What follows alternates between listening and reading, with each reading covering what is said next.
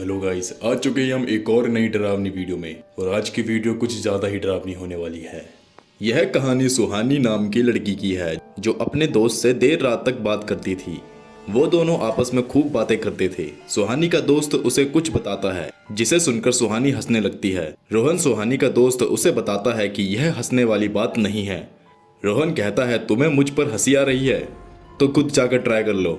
सुहानी थोड़ी देर बाद शीशे के आगे जाकर खड़ी हो जाती है।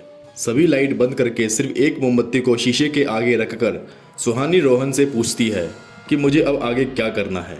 रोहन बोलता है कि मोमबत्ती को अपने हाथ में लेकर शीशे के अंदर देखो। सुहानी ऐसा ही करती है। मोमबत्ती हाथ में लेकर शीशे के आगे खड़ी हो जाती है। फिर रोहन बोलता है, शीशे में देखो और स्माइल करो। सुहानी चौंक कर बोलती है, क्या? तभी सोहन बोल पड़ता है, तुम बस उतना करो जितना मैं बोल रहा हूँ। सुहानी थोड़ी देर सोचती है, फिर वैसा ही करती है जैसा रोहन बोलता है। सुहानी शीशे में देखकर स्कैरी स्माइल करने लगती है। वो सीधी खड़ी होकर अपनी आंखों को इधर उधर हिलाने लगती है। वो बस शीशे को देखती रहती है। उसे कुछ भी डरावना नहीं लग रहा था। तभी फोन में से रोहन की आवाज आती है। वो कुछ मंत्र पढ़ता है जिसे सुहानी चुपचाप सुनती रहती है। सुहानी सोचती है कि रोहन को ये क्या बचपना सूझ रहा है, मुझे डर बिल्कुल नहीं लग रहा है। पर तभी हल्की हल्की आवाज आने लगती है। सुहानी के घर के बाहर पेड़ जोर जोर से हिलने लगते हैं। अचानक ठंडी ठंडी हवा सुहानी के पास आने लगती है। सुहानी इन सबको इग्नोर करके शीशे में ध्यान से देखती रहती है। पर तभी शीशे में सुहानी की आंखें घूमती है। सुहानी यह देखकर अपना ध्यान शीशे से हटा लेती है। सुहानी चौंक जाती है और कुछ देर तक सोचती रहती है कि यह कैसे हो सकता है। मेरी परछाई ने अपनी आंखें कैसे घुमाई? मैंने तो अपना ध्यान हटाया ही नहीं था। तभी सुहानी को अपने पीछे कुछ अजीब सा महसूस होता है। वो पीछे सर घुमाकर अपने बाथरूम के कोने में देखती है जहाँ बहुत अंधेरा हो रहा था। सुहानी अपने बाथरूम के कोने में देखती रहती है और रोहन को बताती है कि मेरे साथ कोई और भी है यहाँ। सुहानी को ऐसा लगता है कि कोई लंबी लंबी सांसें ले रहा है। सुहानी अपने आंखें बंद कर लेती है और अपने आप को समझाती रहती है कि ये सब रोहन की ही शरारत है जो वो मेरे साथ कर रहा है।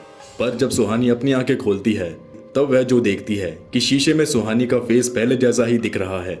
सुहानी का रिफ्लेक्शन उसे ही घूर रहा था, मानो वो कोई रिफ्लेक्शन नहीं बल्कि कोई और हो। सुहानी इसे देखकर बहुत डर जाती है। तभी रोहन की आवाज आती है, यह सच में काम कर रहा है ना? सुहानी बोलती है, ये सब क्या है, बंद करो इसे जल्दी। सुहानी घबरा जाती है और रोहन को बोलती है, ये मुझे ठीक नहीं लग रहा। तभी सुहानी की शीशे में रिफ्लेक्शन अपनी आंखें ऊपर कर लेती है और साथ ही साथ मुस्कुराती रहती है। सुहानी बोलती है, उसे रोको रोहन। पर रोहन खुश होकर बोलता है, क्या यह सचमुच काम कर रहा है? सुहानी सीरियस होकर बोलती है, रोको इसे। रोहन बोलता है, मुझे इसे रोकना नहीं आता। सुहानी मोमबत्ती गिराकर भागती है और लाइट्स ऑन करती है। सुहानी वापस शीशे की तरफ आती है और अपनी रिफ्लेक्शन को देखती है और रोहन को बताती है, मेरा रिफ्लेक्शन चली गई। तब रोहन बोलता है, चिंता मत करो, तुम्हारी रिफ्लेक्शन वापस आ जाएगी अगले दिन। वो दोनों फिर से बातें करने लगते हैं। सुहानी बोलती है, रोहन मेरी रिफ्लेक्शन फ़ोन में नज़र आ रही है, शीशे में नहीं। तभी अचानक रोहन के पीछे सुहानी की रिफ्लेक्शन उसे पकड़ लेती है और रोहन को मार डालती है। सुहानी सब कुछ देख रही होती है। वे पूरी तरह शॉक हो जाती है। तभी उसे कुछ खटखट की आवाज़ आती है। सुहानी देखती है कि उसका रिफ्लेक्शन उसे बुला रही होती है। अचानक लाइट चली जाती है और सुहानी बाथरूम के कोने में देखती है कि वहाँ रोहन खड़ा था। वह अजीब तरह से सुहानी को ही घूर रहा था। उसके बाद जो हुआ